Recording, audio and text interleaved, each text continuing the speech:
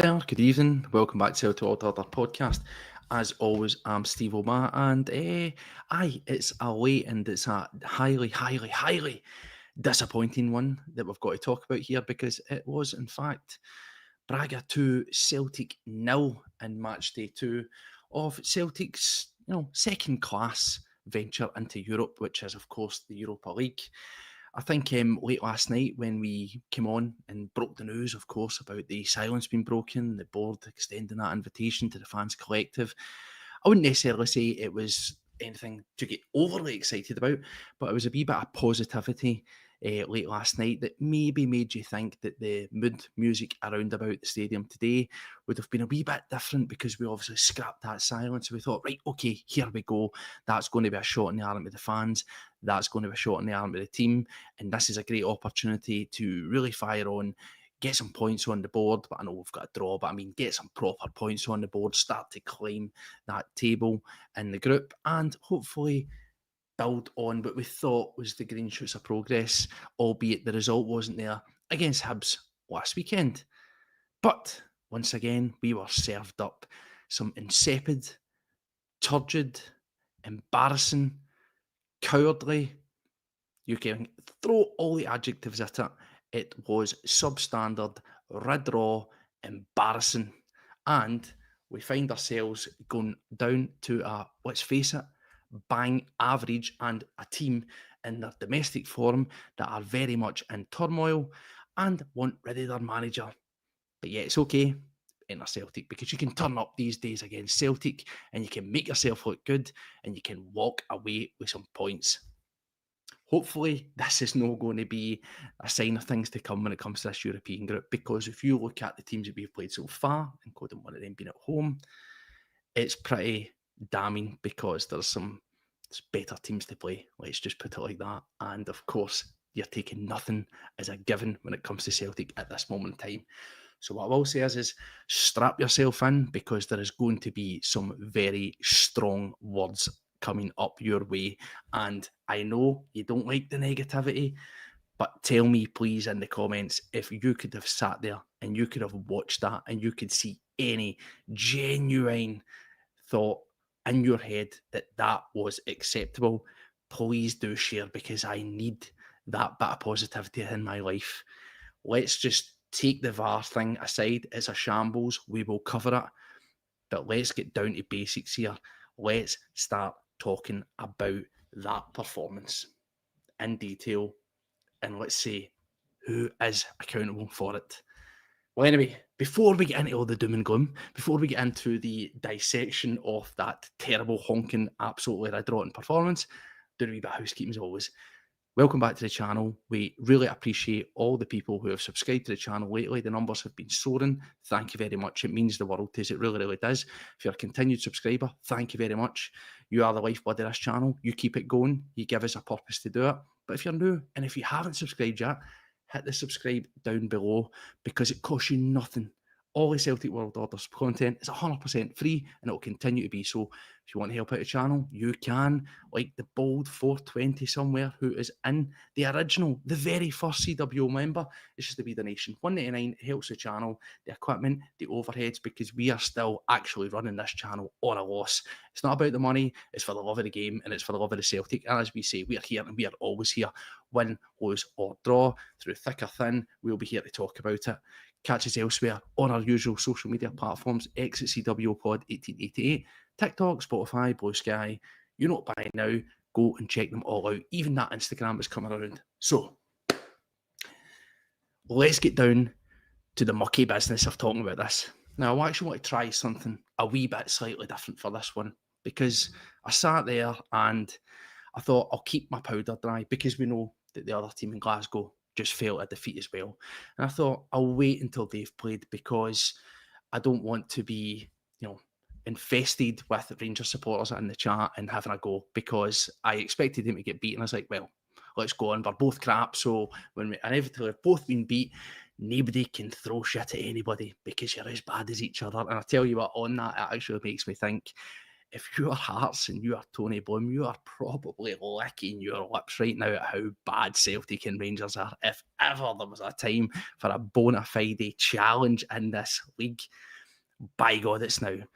But that's another story, and that's something else to get to. But as I say, I want to try something different.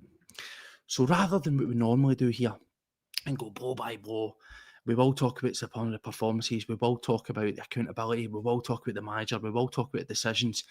I want you to tell me what you think. Let's get you guys driving the narrative here. Get up your opinions. Ask me things. What do you want me to answer? What is your thoughts? What's on your mind? And do you want to know anything for what it's worth? What my opinion on it is, get in as many as I possibly can. I'm flying solo, and it would be really, really good to see what you people are saying out there. So let's get down to business. Let's get right in about it. And as we will do, as always, we'll just do the wee bit of jumping off point. Let's bring up the lineup to begin with, because we always we know what it is, but let's have a wee chat about it as we went out. So as you saw there, yes, it's Michael Donovan. It was good to see Donovan back in. I've seen mixed reactions. The guy gets pulled at half time, as we know, and we bring on Sarashi. I thought that personally, Donovan wasn't too bad. He wasn't excellent. He was pretty shaky compared to what he had been. But the one thing I will say about him is that he was one of the few bits of positivity from that defence, in terms of any time he got the ball, it wasn't just a wee side pass into one of his fellow defenders. It wasn't popping it into Cal McGregor to get it back past him. More often than not, he grabbed the ball, he tried to drive into midfield, he tried to get it moving. So that, is scant consolations that is a wee bit of a positive for me. I quite liked what he was doing there. So I'll give him a slight pass.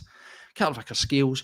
Tierney was brought back in for Sarashi, although we got Sarashi coming on for Donovan, as I said at half time. I'll go on to Kieran Tierney. Spoiler alert, I think he's done. People don't want to hear that because he's one of us. Kieran Tierney is an absolute shadow of the former player that he was. We got into midfield. Cal McGregor, Bernardo, Benji Negrin, and I will say, Bernardo, I think he needs more game time. I think he was far from the worst offender in that side. And again, low bar, but arguably the best of that midfield bunch. Aida, Tuneki, and Iheanacho.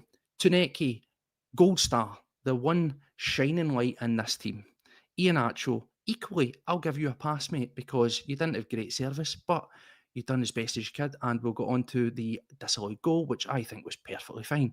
Maeda, if you're not interested, just go. January can't come fast enough. So now that I've got all that out of my system, let's see what you're thinking about it. So let's just try and bring some in. Bear with me as I flick through them here. So Smell Gov, well, thank you very much. I genuinely appreciate that. I really, really do. We've got another one from Poland. Go and check him out. Absolutely class. Top man there. Let's see. What have we got here early on? So, yes, let's just use this as a jumping off point. Leanne Campbell says, no Casper Saves t-shirt tonight. You know, it's actually quite funny, because I was having a wee laugh about that. After the goal went in, sorry, before the goal went in, literally before the goal went in, I was cursing Kasper Schmeichel. I think in that opening 15 minutes, I had counted maybe, 3-4 times where his distribution, oh my God, oh, holy moly, it was absolutely terrible.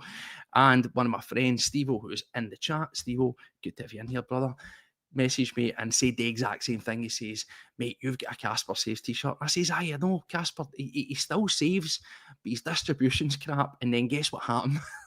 Right, pretty much give or take about literally 3 minutes after it, it gets in, flies in, and I'm not having that. What I will say is I've got some in my notes, and he said, Casper Schmeichel, yes, I love you, big man. You have been good and you still have moments of magic in you, but you are diminishing returns. And I would say that Casper Schmeichel, Leanne, absolutely for me, he needs to be phased out. One of my other friends, who's a goalkeeper himself, used to play pro, he's turned around and says to me, Sinisalo will finish this season as Celtic's number one. Now, he said that at the start of the season. And again, he was kind of gloating a wee bit and saying, told you, it's coming.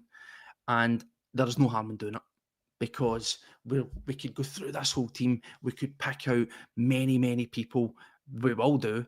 But they're as bad as each other, but Kasper Schmeichel is a guy who definitely, I don't know what it is, since that injury and he came back, he's just 100% not been the same guy, from the stuff in the cup final onwards. He has just been, as I say, diminishing returns. The distribution, one thing that he was great for was comfortable with the ball at his foot, and we always went, what a pass he's got. He's pinging nice balls in, lofted balls in, finding a midfielder, finding a winger, comfortable. Now it's as if he's had this brain fart and he's actually forgot how to pass a ball, and it's just putting us under so much pressure and putting himself under so much pressure. I'll just talk about the goal right now because I says I'm not wanting to go through blow by blow by blow, but the goal for me is an absolute shocker. I'm not having Big Joe Hart trying to defend his pal and giving it. The goal, the ball moves and stuff. No, he's root it. And why he decides to use this arm when this arm is a lot closer to the ball, why he goes like this, I've no got a clue. Please tell me, if you are a goalkeeper, what was he thinking there? Because it was absolute madness. And yes, it's times like this where the old pals act might just need to get dropped. Take Kasper Schmeichel out of the firing line for his own good. There's no harm in bringing in Sinisalo for a couple of games if that's what needs to happen, because every time he's come in, he has looked like a top quality goalkeeper. He has looked like the rightful heir apparent to the number 1 jersey, and that is it for me. In terms of, bring up some comments. This season could end up really awful. The signs are there. You know what? Whisper it, because it's true. I'm trying my best here, and I always will try my best to be as objective as I can. It's easy to be knee-jerk. It's easy to go in with a two-footed tackle. But I believe that myself, anybody else that's watching, if you're on the same page as me, has the right to be absolutely disgusted with what you have been served up by Celtic so far this season. Now, we will talk about the board and we'll talk about the failings, but as I say, let's get back to base camp here, because that is the overarching big problem at this club. The failings of the board, the failings to invest, so on and so forth, not backing the manager. Yes, it has hindered progress. Yes, it has seen us regress. Yes, it has given us limited options. However, what I will say, and this is in no way, shape, or form defending the board. Absolutely not. You have heard me, you've heard Paddy, you've heard Joe, you've heard all the guys on here. You know exactly where we're at. The board needs changed. But what I will say right now, and this will be food for thought when you're telling me what you're thinking, tonight is less to do with the board. Yes, their actions and their inaction has caused big problems here. But tonight, and the performances that we have saw, are solely, in my opinion, on the shoulders of Brendan Rodgers and the players. Nobody else. See, between this point right now and January, the board, and by the board, it means whatever the board may be, whether it's the people that are still in situ right now, or whether they all get bulleted and we get a fresh new board, whoever is in charge upstairs at Celtic, they cannot and will not be able to affect anything that happens on the pitch between now and January. You need to get it out of your head, right? No change can be made, whether it's a current board or whether it's a new board, whatever. No changes, no signings, nothing can be made until January, obviously, because that's when the transfer window opens. So what I'm getting at here is the responsibility for the results will fall on Brendan Rodgers, his coaching staff, and the players. When they turn up on match day, when they cross the white line, it's up to them to find a way to get the job done. The board, yes, they affected what happens with the squad, but they don't train the team, they don't analyse the opponents, they don't come up with the tactics, they don't make the in-game decisions, they don't make the substitutions, they don't do the formations, and they certainly don't step on the field and try to make it happen. So let's just be clear about that. These results are down to our elite manager and the players. There was a phrase that was thrown at me a couple of people in my chats, and it says, Brendan Rodgers was an elite manager. John's, he's fully on. Rodgers must go. The football is turgid. Now, I've come on here, as you know, when he came back, sing his praises. I think, and I still believe, he was the best manager available at the material time for Celtic. For what was out there, we could always went a different route, but we needed something that was tangible, something that would maybe inspire players. And I believe that that was still him. But one thing that I've noticed, and I've said this over and I've been criticised, and I make no apologies for saying it, and this isn't just a turning on Brendan Rodgers, because I still think that if he wants to, he has the ability to turn this around, right? But I've said over and over and over, Brendan Rodgers goes like that when it comes to whatever cup that he's at. And we are very much in the third season Brendan Rodgers malaise. Now, in my opinion, an elite manager is a manager from season to season, squad to squad, finds a way to get the job done with the tools at his disposal. I had the chat in the CWO, and Paul says he's working with the tools he's got. He can't do a job if he doesn't have the appropriate tools. And I counter that and I say, well, that is on you, and that says more about you than it does the squad. Yes, the squad isn't great. I have said that a million times. I'm sure you'll totally agree here. But put this to you in the most basic terms I can. Let's just say you want to hang a picture in the house, right? And you want to put a wee nail in the wall. And you want to hang up that picture. And you go out to the drawer or the shed or wherever it is, and you don't have a hammer, right? I would pretty much guarantee that you would find something that you do have that would allow you to get the job done, to achieve your goal. And I know that's really rudimentary and really basic, what the fuck's he talking about here? But the point stands. You find a way. Elite managers adapt, they find solutions, and they evolve.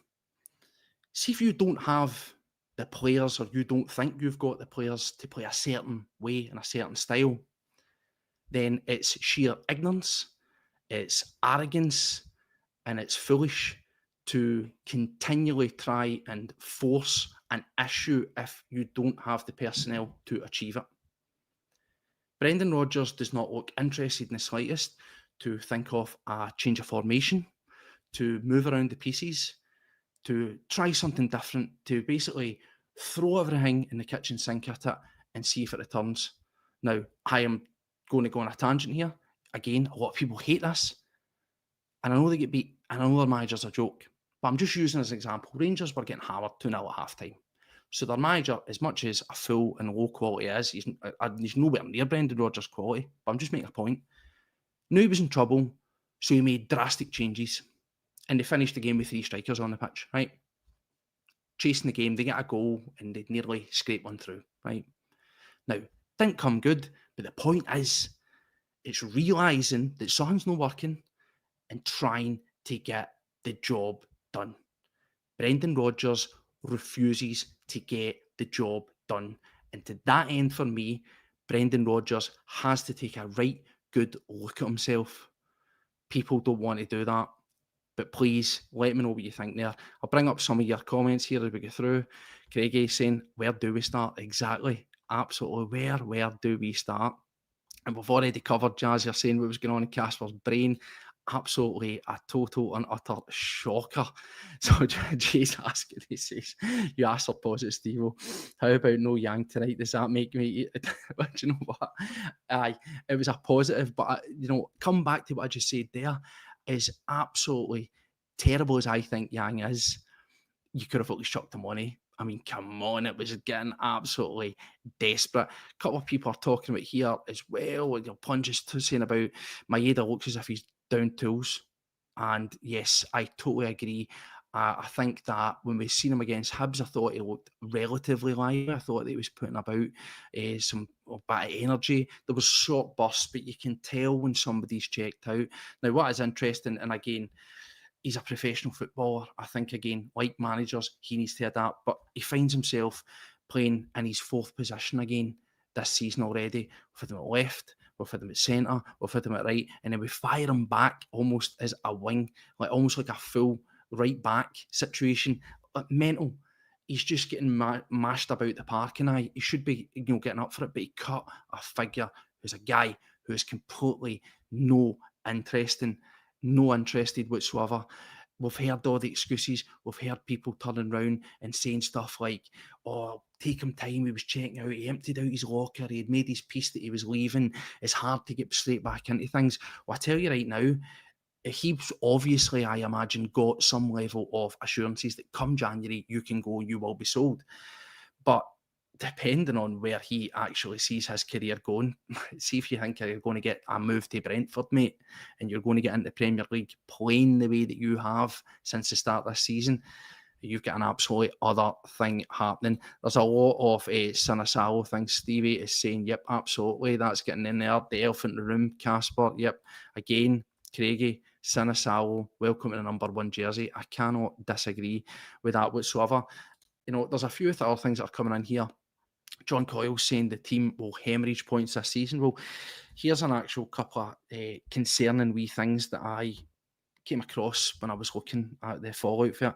So, failed to score in 5 of our last 12 matches in all competitions, which is absolutely dire as it sounds. But then when you peel it back and you look at the fact that this is the same amount of games that we had failed to score in 57 games for last season, and we're at this early stage of the season, the wee alarm bells should start to be ringing, I think. And finally, this is one of the worst ones here. These are the 2 worst ones. This is the earliest point in any season that Celtic have hit the mark of going 5 games without scoring a goal since, wait for it, the 1991 to 1992 season. And that team wasn't exactly blessed with amazing players. This team's a lot better, by the way, than the 1991-1992 team, and we're nowhere near it. And finally, the last one. Last season, we scored the most goals in the last 54 years of the club's history. This season so far don't look like you could buy a goal. So anyway, let's get into a wee bit of the sort of performances, if we will. We've brought it up. I've already covered the goalkeeper. I think in terms of the centre backs, there's a few people that are saying stuff here about Carter Vickers. And I do think, again, when I look at this team, I put out a post on social media and I will say it here. I think that this team is hit its maximum. A lot of these guys in this squad have got very complacent. They've got very comfortable, and it's time to evolve. It's time to move people on. I think we're now at that stage where it's almost COVID-esque, where we're hanging on to guys. We're hanging on to guys well past their sell by date. I've said multiple times on here that I think that Carter Vickers is definitely one of these guys who, look, great servant, great defender when he's on it. But maybe the past 2 seasons, I think he's really been sort of up and down. And yeah, there's been wee injuries and things like that in there. Of course, we know that. Let's not, take away from that. But out of this season, and this will make you laugh because you know what I've said about this guy before, but off this season, the most consistent player, and yes, he's had faults in there, is Liam Scales. And for me, that speaks absolute volumes of where this team's at and where this defence is at. That Liam Scales for me has been the guy who has very, very rarely let you down. Yeah, he's had these bomb scare moments. Every player will have that. But when you look at it, he's put in more quality performances with some phenomenal tackles, throwing himself at things. Look at the Red Star game, for example. Amazing. He had about 3-4 crucial tackles in that game, really stood up. In the bread and butter games, the league and stuff, yeah, he's had the wee shakes here and there. But when he's been tested, when he's been properly tested and pushed, he's been one of the guys he's risen, and he's been the guy that's been holding everything together. And that reflects on the drop-off for Carter Vickers. That reflects on the drop-off from Alistair Johnson pre-injury. And it certainly reflects on what we thought, oh, we'll get Kieran Tierney in here, and that will really solidify the Scales. It'll take away the mistakes in him. Well, on that, Kieran Tierney's another guy that I think is just an absolute shadow of the person that he was. There's no doubt in my mind he's a top quality player. I'm not going to be ignorant to that fact, right? But see if it's this, he's still getting up to speed. Give me a break. Come on. Give me a break. We're multiple weeks in. He's the pre-season. See if you're no fit. You're never going to be fit. Ample opportunity. I just think that he's not playing terribly bad. But when I look at guys like Sarashi that came on last week, I go, wow, look at how mobile that guy is. All right, he might not have that sort of football and brain that Tierney's got, where he's a bit rough around the edges. But in terms of what we're looking for, urgency, hard in the tackle, trying to get forward, trying to make things happen, it's night and day. It's absolutely night and day. Now, maybe as a case in folk will say, you're talking shite, Stevie, his legs aren't gone. He's, what age is he? He's 30 or whatever. He's played a lot of football. Think of when he broke in, look at guys like Wayne Rooney, for example, right?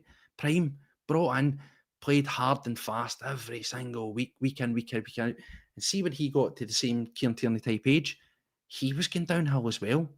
There's no shame in it. You hear interviews from him and he will say it. I was done by the time I got to a certain stage of my career because I played that much and I played hard when I did play. Kieran Tierney's very much in that bracket. And I wouldn't be surprised. Like, see this idea he's came and he's signed and he's got a long contract. I think you'll get this season and next season at Kieran Tierney. And realisation will kick in and he'll just be like, nah, no for me. But he's another guy that you're looking to in that game and thinking, big personality, commanding, he's going to be like a sort of pseudo secondary captain. Nothing, saw none of it whatsoever. And on that then, let's talk about, Punch, I'll bring in some of these at me just for there is a lot of comments here, so I've sort of went on. I do really want to get in as many comments as I possibly can, so let's try and get through some of them and keep on sharing away. But yeah, I think that let's talk about the captain. What's your thoughts on the captain? Bring in your thoughts on the captain, because again, like talking about the manager, like criticising the manager, like criticising Kieran Tierney, like criticising Forrest, Cal McGregor. Well, he is right up there with guys that you're not allowed to criticise, and I think let's start criticising him. Let's talk about him there, because again, it's the old pals act. We came on here and we says maybe he's playing the wrong position. We need to move the pieces about. We need to become less dependent on him, and that's the one thing that I took away looking at it here. Is when I look at Cal McGregor, he receives the ball and he dithers with the ball.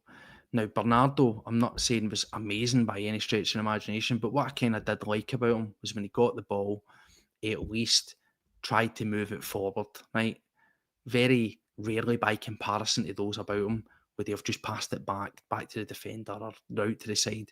He was always trying to find something. It didn't quite come off for him, but bear in mind, I will give him allowances because we've seen enough of a good player in him, and he's been completely exiled for this team. We were told that he had injuries, which I found was really, really weird, because when you actually look at his injury history, there's nothing for the past couple of seasons. So maybe it's just been niggles and knocks and he's not up to speed.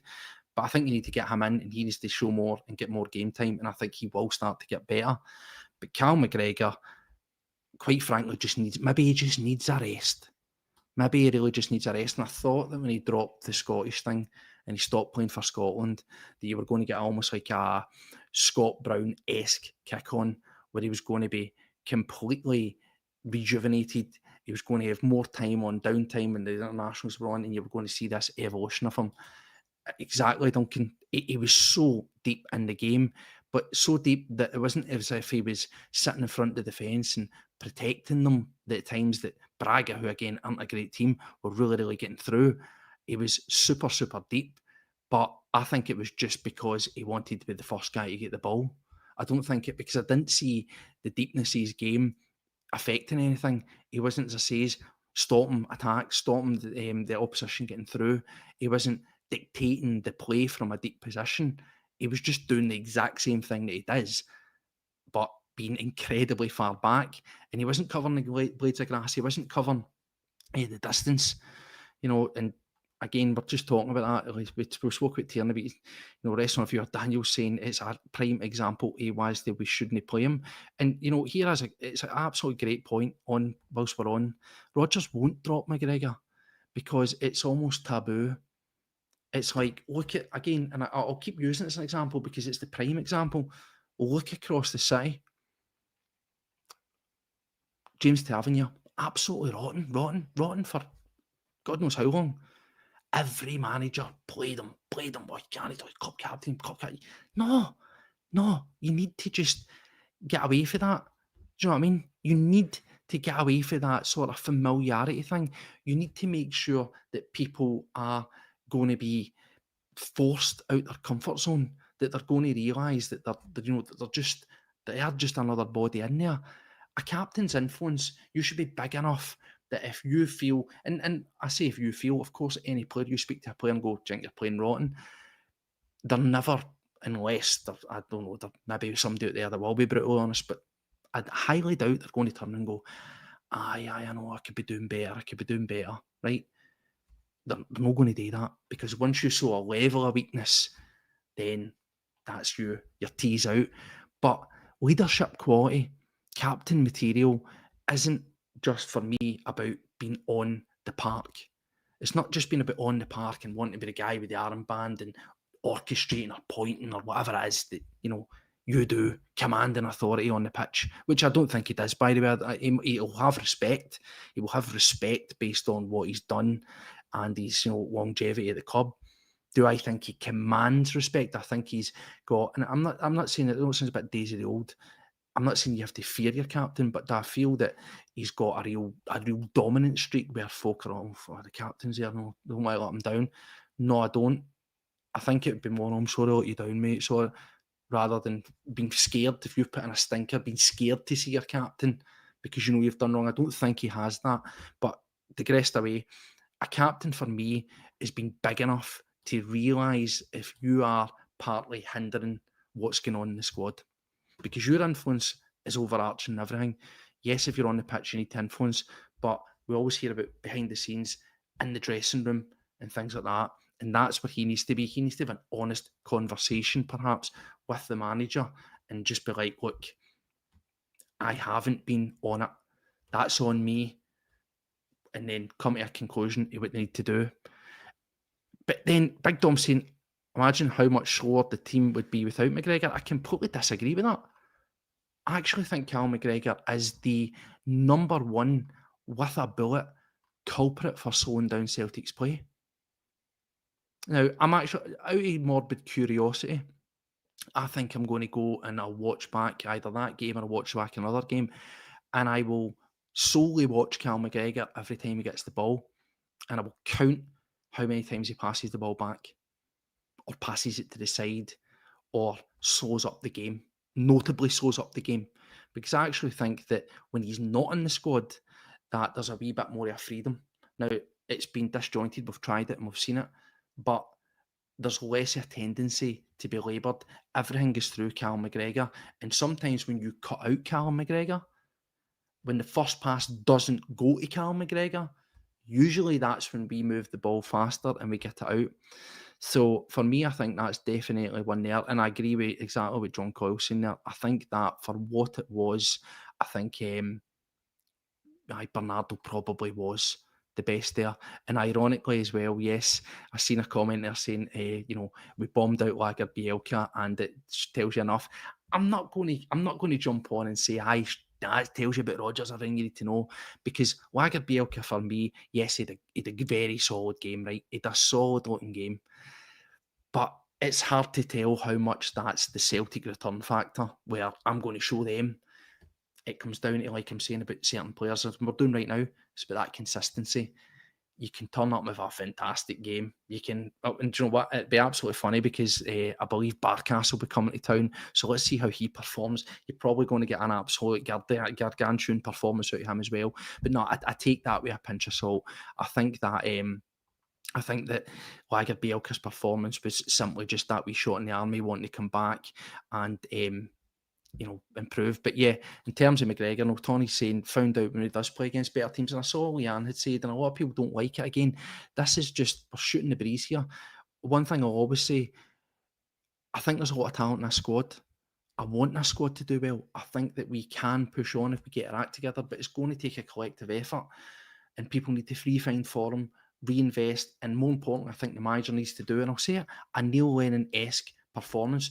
You remember that period when we were looking turgid, we had that December break and he came back, he changed the formation, 3-5-2, 2 up front, and we just boom, boom, boom, we're putting away teams. You just flipped the script, ripped it up, went, that's not working, and we done it. Brendan Rodgers, at this early stage in the season, he needs his Neil Lennon light bulb moment where he needs to swallow his pride and realise that retention ball isn't working. Side to side, shoehorn ball isn't working. Teams now know how to set up against it. And I always use the same sort of analogy. It's like a Floyd Mayweather fight when we play teams, particularly when we play teams that are better than what we face domestically, where they give you the ball for 15 minutes or so and then they quickly sound out how you're going to go about your business, and then they capitalise and they pounce on it. And that is very much what we've got there. And again, Alan Robertson, I picked this boy out here. I picked out Sarashi when he came on. Yes, he is a lone player, but he looks like a lone player that is fully bought in. And that's the thing. And again, I understand coming back full circle to what we said right at the top of the show. Yes, I'm moaning about the players, I'm moaning about the manager, and I understand that the failings of the board in the transfer window, which do include, as I said, not letting guys go who had checked out because we didn't bring people in. If we brought those people in, then you wouldn't have had the guys that have checked out, and you would have, probably had a better situation than we are find ourselves in the now. But that's it. When you look at guys, the best guys in the pitch for me tonight were Taneke, Iheanacho, and Sarashi. And what do they all share in common? They're all new. They're all fresh in the door. They all want to be here. They've been signed, fresh, new, no preconceptions of what's going to happen, and they want to be here. And that's what you're getting.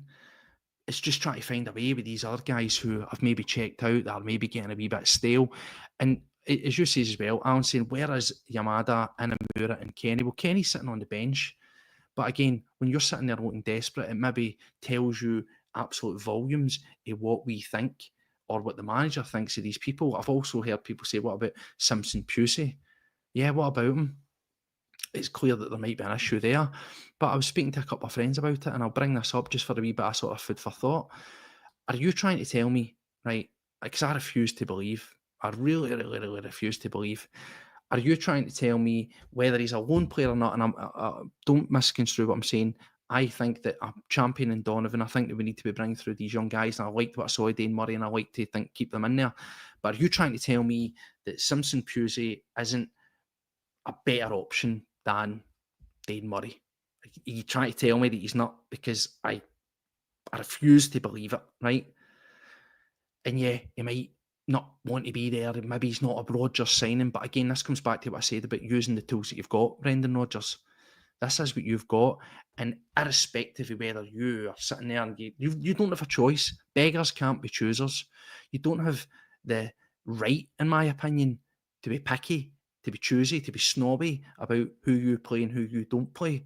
Because would you not rather have somebody who, by the way, might just do something for you and get out your head, I didn't sign him, so it's not to do with me? Same with Shin Yamada. Are you trying to tell me that Shin Yamada isn't as good as or better than Johnny Kenny? Because I refuse to believe that also. Inamura is the one that still, for me, is a bit of is the anomaly there. Do I think he's better than Tierney? Absolutely not. Do I think he's better than Sarashi? Absolutely not. Do I think he's better than Donovan? Absolutely not. And I certainly wouldn't risk him in games like tonight. But would I have him in for a game against Falkirk? Would I have him in for a game against Partick Thistle in the Cup? Aye, I would. So that again comes back to the manager, and all that falls onto his doorstep. He needs to do that. But to look at some of the positives, very few positives.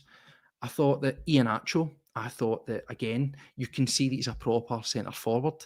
I saw some criticisms about him, and I still think that he is a guy who I will give the allowance of saying he's still getting fit, he's still getting match sharp, and you saw that be one or two times at the time where he had the heavy touch in the box, he beat the man, he kind of knocked it too far. If he just kept it close, he would have got the shot away, could have been a different outcome.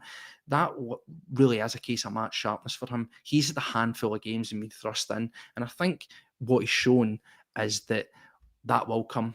you can see he gets in the right positions. You can see he's got a good touch, 9 on 10 times of the thing. And one thing I will say is he looks relatively fit enough to get the job done, because for a guy who's meant to be, overweight, and let's face it, he was on an extended holiday, wasn't he? We might as well have just signed him fresh off his holidays off the beach, because he was no playing when he was at Sevilla.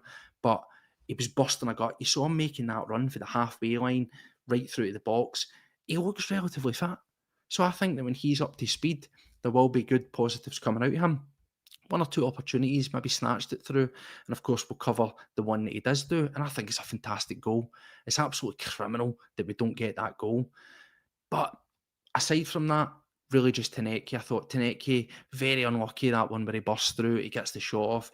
He's continued to look like a live wire. He did have a wee bit where he sort of went up and down, and he came slightly predictable in his last sort of game and a half. But early stages, early signs show that he is 100% what we need at this moment in time. I went back to whenever we'd signed Iheanacho, and I says it's quite baffling that Celtic find ourselves so short that we are that we are depending on 3 guys that we've brought in the door producing the goods for us, because Maeda's checked out, Hatate doesn't look interested, the other guys that were scoring, your Engels or McGregor, they've dropped off. So you're looking for Tuneki to be the inspiration, maybe chip him with some goals. You're looking for Iheanacho to hit the ground running and score the goals. And you're looking for Balikwisha, who the lesser seen. It was quite funny. We saw him warming up and then nowhere near it. I've been criticised for criticising him. But what does that tell you? That when you are looking absolutely desperate, that we still go to James Forrest.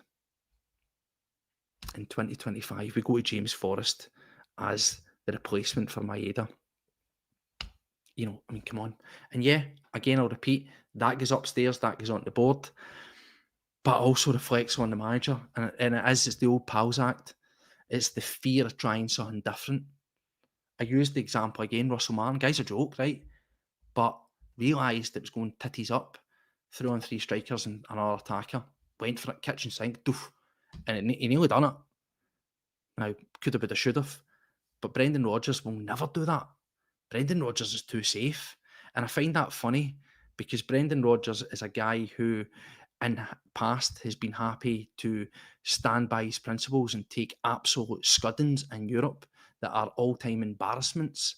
Yet he won't risk putting on players that he maybe doesn't fancy in case it doesn't work, in case he's getting embarrassed. Well, tonight was embarrassing, mate. Tonight was an absolute shambles, because Braga are no great team. And it was a timid, toothless, again, pick all the adjectives, performance for Celtic. The fact that we had a team that are in turmoil domestically, that want rid of their manager, and they turn up at Celtic Park and swanned about, is an absolute and utter disgrace. And there's exactly what Lauren's saying. I think it's as a wee bit arrogance. And again, like Anthony, with due respect here, I'm not talking shite, right? I'm not going to sit here and be precious about the wording, but have a wee bit of respect. I'm not talking shite.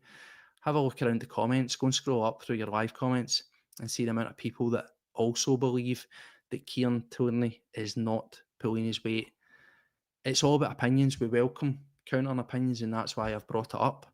But yes, Kieran Tierney isn't Kieran Tierney for a couple of years ago, and people need to get on board with that. Sarashi's a better player than him, by the way, right now. I'd rather have him in my team, because he does a lot of stuff. And as San Fran's saying, you know what I mean? Don't give a fuck about the Europa League. It's very, very hard to. It really, really is. But it then makes you think, thank God we're not in the Champions League. Now, of course, I know the flip of that is if you're in the Champions League, you get that money, you maybe get some of those signings and things could be a bit better, but there's no guarantees. Let's be honest, there's no guarantees, because if we really wanted to be in the Champions League, we would have went and signed players. We went and signed players to secure that we got there, but we didn't, so that reflects on where we are at this moment in time. But yes, bring it around. Let's jump straight into it, okay? Let's get into it, because I know you guys will want to talk about it. I want to talk about the VAR decision, and I'll bring it up. Now, what I will say is and I'll continually fire this out here. Do not allow this decision. Honestly, one of the worst decisions, not against Celtic, just generally that I have seen, full stop, right? But do not let it blur your eyes and take your eyes off of the reality that is, this is now, it's not crisis. It's not crisis because, yeah, we find ourselves 2 points adrift in the league. We're still in a strong position. We've still got some decent enough games coming up where you can get a wee bit of traction. We've got an international break. We can reset. We can go again. So it's not completely disastrous, but it's concerning. And I think everybody's got a right to be concerned. But don't allow this goal getting cut off to change the narrative, because even I understand a goal can change a game. Of course it can. If it goes one each, you maybe get a bit more fire in your belly. You get on the ascendancy and anything could happen. But again, there's no guarantees. It's ifs, buts, and maybes. And really, until that goal came or they get cut off, I didn't actually think, once again, like I did against Hibs, and I was criticised for that, didn't feel that it was imminent. Didn't feel like Celtic would have kicked on. I actually think if the ball goes in the net and it stays and it's kept as a goal, I actually think the game fizzles out one each and we go, all right, cool, points, 2 points, we didn't lose. But again, when we look back at it once the smoke's cleared a wee bit, we turn around, we say to ourselves, but it wasn't good enough. So let's have a wee look at it again.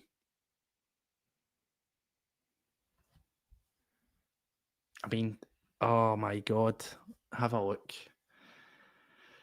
Oh, I mean, I really don't know. It has not been explained in any way where that comes from. As we can see here, Swagger Bielka, it bounces up, and yeah, because he's riding the tackle, his arm's out there, but it does not even scuff it, touch it, anywhere near it. I think if anything, see if it was even to have the most minute touch on him, it's probably right there. It's probably up in the shoulder area. How on earth? How on earth? Thank you very much, Dan. Really appreciate that. How on earth that has been called as a handball? I will never, ever know. Now, I saw a couple of people saying, I still don't know if this is 100% confirmed. Exactly, Big Dom. Exactly.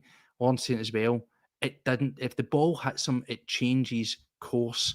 You can even see, I'll bring it up again, you can actually even see if you look at the design on the ball when it's spinning, right? It doesn't deviate. The logos on the ball do not deviate in any way, shape, or form. It's consistent. That tells you right there that the ball does not touch any other part of his body before it hits his head. And it's a shocker. But as I said before, I went down that wee sort of rabbit hole. I've seen people say that the linesman gave the handball, and there it is there.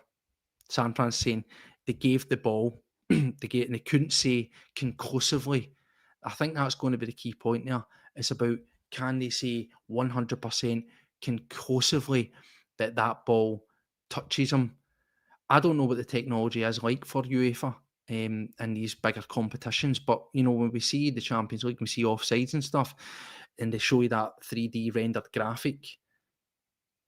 Does that exist?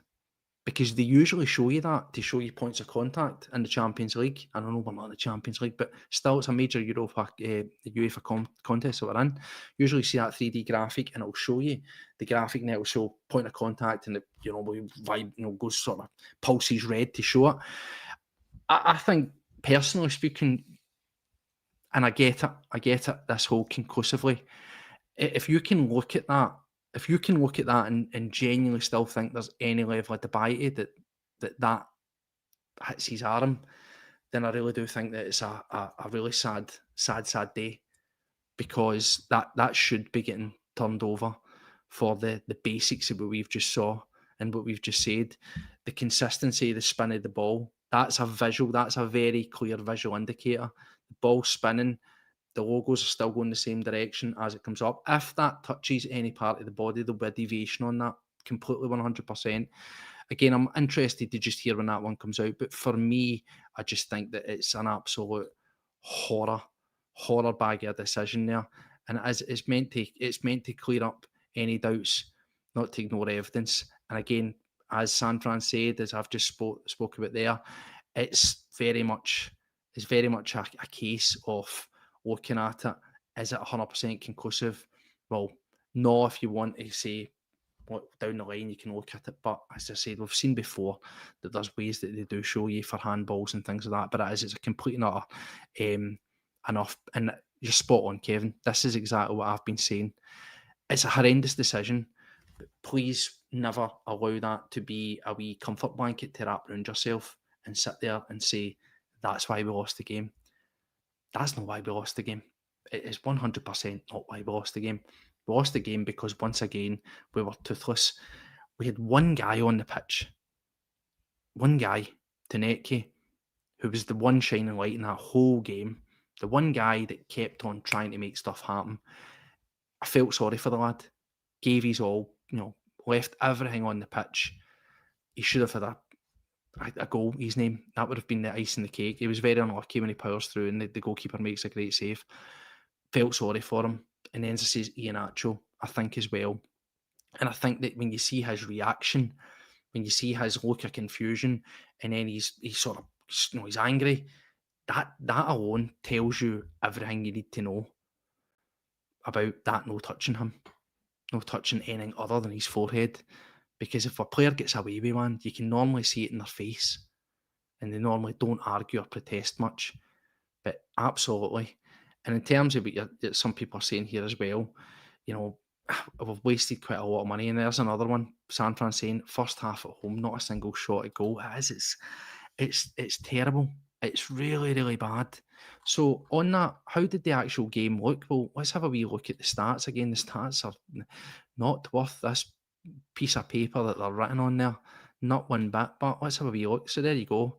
Apparently we had 9 shots at goal with 3 on target. Aye, we did. Possession is lower than it normally would be. The passing substantially lower than it would have been. The accuracy of the passing is always accurate because 90% of them are between the defenders. The fouls, the yellow cards, offsides, the corners. It's a familiar story. It's an absolutely familiar story. Loads of possession. Well, it's quite even there, but loads of holding on to the ball, but letting teams get into the game that aren't actually that good. I think that really, really flattered Braga. The first goal, revisit it. Yep, it's a shocker. I'm not having any of this. It moves. The goalkeeper, you should instantly have your position dropped next week for that. Or not next weekend, the weekend against Motherwell in the bin, instantly. The second goal, what was your thoughts on the second goal? I think it's scrappy. And again, coming back to the Cal McGregor, don't jump on the Cal McGregor hate train. But I saw a lot of people of the opinion that he kind of, for lack of a better term, shites out of the clearance. And it kind of causes a wee bit of confusion. And of course, we try to clear it away and it scuds off the player and it's a deflection that goes into the net. It is. It's one of the ones. But it was very much a sucker blow of our own design once again, because we allowed them so much purchase. So many times we allowed them to sort of drive at us and get the ball in without, as I say, in the rest of the game, without actually looking that particularly dangerous. That's where I'm at with it. The subs that we made, Engels and Rio Hatate come on for Benjamin Nigren and Paulo Bernardo at 67 minutes. The classic Brendan Rodgers, 67 minutes, 65 minutes, 70 minutes subs. I don't think they do anything. Commenters have said, you guys have said out there, that Dyson Maeda doesn't look interested a jot. I don't think Rio Hatate does either. And I found it slightly interesting that they mentioned and said that, oh, there's Haghill with his usual absolute putrid standard child, abuse chat. Honest to God, seriously, mate, just want to point out, come on. I'm not even going to entertain to give you anything, but seriously, it were 10 past 11 and these people come on and that's what goes through their head. There's a serious disturbing situation going on there that people, adults, I assume an adult, want to come on and come away with that kind of garbage. And also at the same time, do you not have another pod? Do you not have get a Rangers podcast to go on and moan about your own team's performance? There you go. That's it, isn't it? There we go. But yeah, and that is the thing. Just to finish up, I don't want to keep you too long because it's one of the ones. We could rant, we could rave, we could, be angry. Try as always to be as honest and sort of objective as I can about it. There's nothing really positive for me to take away from it. Nothing whatsoever. And again, as we look towards the meeting, I've seen a lot of people talking about the meeting, so let's go on to that. A lot of people talking about going to the meeting where the Celtic Fans Collective are going to meet Mackay and Nicholson on Monday. There's a lot of criticism coming in about it and saying, what is the point? Is there going to be anything coming off it? Well, here's my two bobs worth. I think it's a step in the right direction. Some people are saying that the collective have bent at the knee at the first opportunity and have been warmed in for coffee and biscuits. Well, they gave us the initial invitation to speak about the Fairhurst inquiry, and I think it was rightfully knocked back.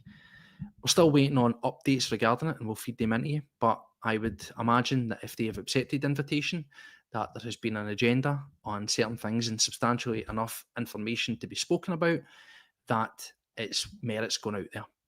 I don't think it will be a one and done. Absolutely not. It'll probably be about going there. Hopefully, the bare minimum that they answer is the 7 points from the open letter. That would be a good start. And on that, whatever answers they give, I don't believe will be decided on. Well, they can't be decided on by the representatives from the collective there and then at that time. I think they'll give their answers, maybe offer solutions, maybe offer timescales of things that they're going to do. And that will all be noted, minuted, came back, fed out, and probably maybe go to vote off. Do you believe that that is acceptable action? Yes or no? And then there'll be subsequent meetings, I imagine, further down the line to revisit things, progress on that area and whatnot. But the big one is, and this is very, very true, and I certainly hope, and I say this, I'm fully behind this, Celtic World Order, fully behind this fan movement for change. But the one thing that I do want them to do, and it might be hard when you look at the whites of somebody's eyes and ask them it, the one thing that we want, by the way, is Nicholson and Mackay and Peter Wall and some of the other non-executive directors out the building. And people are going, oh, they're not going to say that to them. They're not going to go, I want you to resign.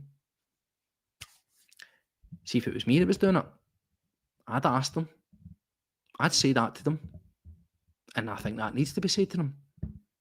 They know that that's part of the fan remit. That's what the fans want.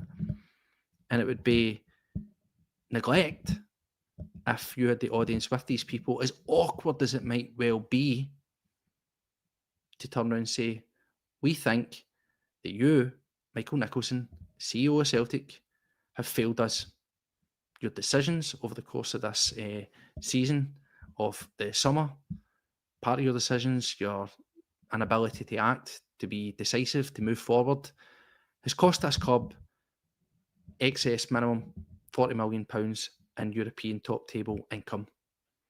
The squad is weaker, and we find ourselves currently, well, we'll see how tomorrow goes at the weekend, currently 2 points behind our rivals in Edinburgh, who are being progressive, who are investing, who are trying to do the best that they do. We're finding the performances are turgid, the team's light, that's on you. We think that's a major failing, and that in any other walk of life, any other business, if a CEO makes those kind of decisions that are that detrimental to the overall business and product of which they are in charge of, they would be sacked or they would resign, and that's what we expect from you. And it'd probably be the most awkward thing in the world to say them, but it needs to be said. So I hope they do say that, and then we'll take it from there. And the big question is always going to be is, well, what would be acceptable? It's not for you or I to decide what's acceptable on our own. We've all got our ideas, but as I say, I think it'll be a long, slow and drawn out thing, but we will get there, and it's all about continuing on. And there it goes. I think exactly. Why don't I go a long punch? As I say, I'm just one of the guys on a podcast that have signatory. Our podcast is signed up, and we obviously support the actions of the collective. We've no skin in the game. We're not on the sort of the committee, if you want to call it that. None of our guys are. We didn't put our names forward. We're not really overly interested in being at the forefront. We feel we're quite comfortable in our position here, as being guys on social media and just voicing honest opinions and feeding back to those people that are on it. Well, this is what our viewers are telling us. This is the general sort of, the general sort of sense of the people that view us, and for them to take that information and process it. That's very much where we're at with it, and I'm quite comfortable with that, to be honest. I quite like just doing what we're doing here. That's it for us. But yes, we'll see how that one comes out. But let me know before we close up. We've just went an hour there. There's over 150s I can see. And this is the thing. Just let me know. We've got a game against Motherwell at the weekend. Now, Motherwell are another completely different proposition, aren't they? Because that might actually be the first game, I believe, the first game that might actually work for us, is as dangerous as Motherwell have looked. And the reason I say that is similarly to what I've just criticised Brendan Rodgers about. The manager of Motherwell at this moment in time, he's turned around and said, this is the way I want to play. This is my philosophy. This is my style. He basically looked at what they were doing, which was playing every season, trying to be compact, be physical, hard to beat, and stay up, right? And if you want to progress as a club, if you want to get more fans in the door, the product needs to be better. Nobody wants to sit and watch absolute horrendous football, hoofball, just scraping by every season, staying up and going, oh, it's brilliant. You want to get off your seat, don't you? So he's went like that and ripped up the standard Motherwell plan of be compact, be hard, don't get relegated, and went, let's play football. And I've spoke to a lot of Motherwell fans, and I've heard them on the radio and stuff like that, and see all them, they're loving it. Now, the results are so inconsistent. They're scoring loads of goals, and it's like 3 each here, it's 2 each there. They're maybe getting beat because they're going for it, hammer and tong. They're losing a last-minute goal. They're getting down like 2-1, 3-2, or whatever it is, because they're going for it. But they're excited. They're enjoying it. They're enjoying the ride. And again, it's just about it'll click and it'll work. So I actually think that, unlike what I thought Hibs would do, which would have been attack us, and they didn't, Motherwell will. Because one, the way that Celtic are playing this season so far, would you be scared of turning up to Celtic Park and having a go? Like, honestly, would you? And that's a sad indictment on where we are, but would you be worried about attacking Celtic? No, you wouldn't. But second of all, he's going, let's just do it. This is how we're playing football. So with that, they're going to be open. They're going to be advanced up the pitch, which might just actually allow us to get in. Ping that ball into Taneki, and if there's a big chasm in behind it, let's go. I think there's going to be goals in this game. And Celtic have been defensively tonight, obviously, aside 2-0.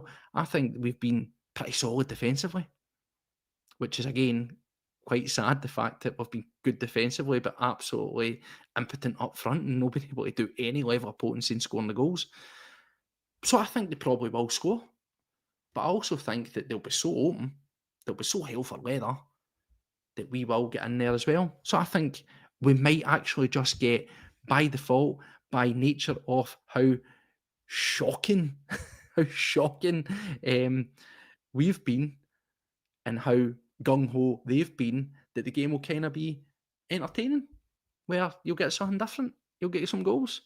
And I think that's exactly what we'll get. So we'll talk about that there. As I say, it's always tough coming on, but as we say, win, lose or draw, we're here and we're always here. I was feeling a wee bit rotten. I'm going to give a wee sob story. Poor Steve-O. I've been, as you know, back surgery, I've been doing my physio, and I tell you what, by God, I laughed and just thought, physios need, and again, I'm sitting here criticising players, aren't I, about being injured and stuff and not being fit. But oh my God, I'm in agony. See all that resistance band stuff and getting you to do all these mad exercises you've never done. I'm in absolute tatters, man. I am in agony. I am so unfit right now. And I need to get myself back into shape. I need to get match fit. Steve-O needs to get match fit. Celtic need to get match fit. Brendan Rodgers needs to get match fit. That's what I'm going to leave you with. That's my food for thought. Let me know in the comments below what you think. As I said, I've tried to get some of these through here, but when you're talking and you get down these rabbit holes, it's quite hard to sort of bring up a lot of things. So do apologise if there's been some in there. I'll always try my best. Myself, Paddy, the guys, will always try to dive into comments if they're left on the video afterwards and try to reply to them. We'll always try to do that there. But yes, I will leave you with that food for thought. I think that undoubtedly, do not lose sight. Upstairs, the Celtic board, they are the biggest criminals, the biggest crooks, the biggest charlatans at the club at this moment in time. They are the biggest part, the biggest factor of why we are struggling, of why the squad is threadbare, of why the quality on the bench isn't like for like when you're taking it off. That is undoubtedly 100% on them. But, and I repeat, to come back to what I said right at the top of the show, whoever the board may be, whether it's this current board, whether it's new board, whatever, whoever is the Celtic board between now and January cannot be held responsible in its entirety for what happens on the pitch. They don't pick the team, they don't do the tactics, blah, blah, blah, blah, blah, blah. They don't step on the field. It's on the manager, it's on the players. How many times have we heard Brendan Rodgers or our captain say the football's the one thing that we can control?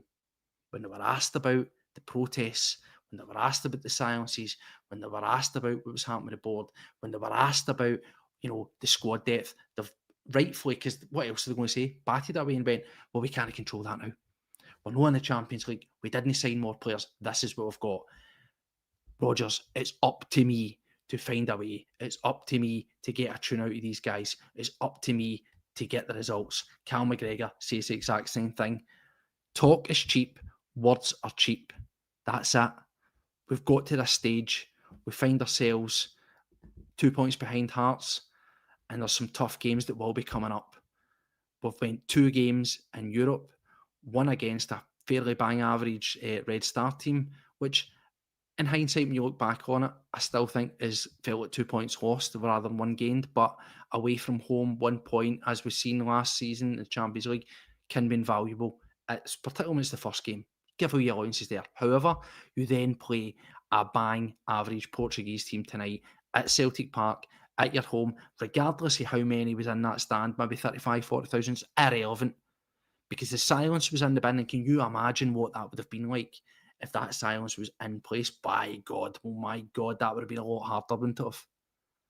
So, whilst there's a wee bit of a peace treaty, if you will, a ceasefire, whilst the fans are still going to be giving you that roaring noise on the pitch, silences are postponed. Produce for us, please. Turn up, make it happen, find a way. Find a way, and there's one there that I'm assuming that's what you're saying here, Strange Love, where he says, Brendan, lower your expectations. I think that it can't, Steve-O, it can't continue. I think the manager shouldn't lower his expectations in terms of what this club can provide, what they should be providing, in the same way that we should never lower our expectations or lower our standards. This is why people call us entitled. They'll call us moaning or whatever. They'll throw shade on us because we're criticising.